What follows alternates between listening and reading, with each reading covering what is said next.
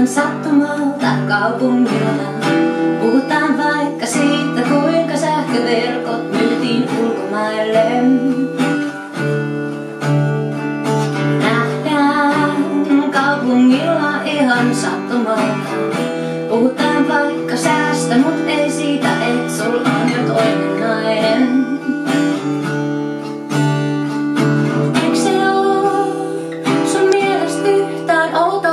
Australialaiset meidän sähköominansa pitää, mut eipä oo sun mielestä sekään outoa, että ensin rakastaa ja sit ei tunne enää yhtään mitään. Nähdään kaupungilla ihan sattumalta.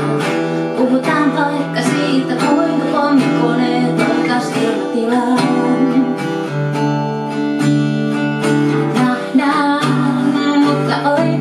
Vai sattumalta sä pilasit jo mut yhden elämän, nyt et saa tätä toista pilaa.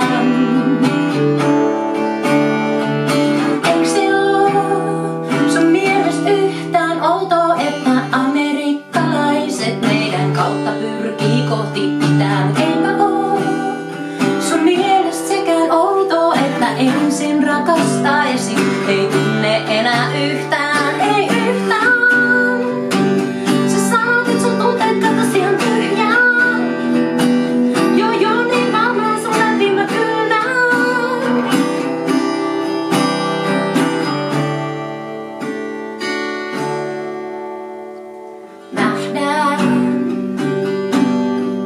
No eikä tulla näkemään, varmaan ymmärsit sen tästä jo.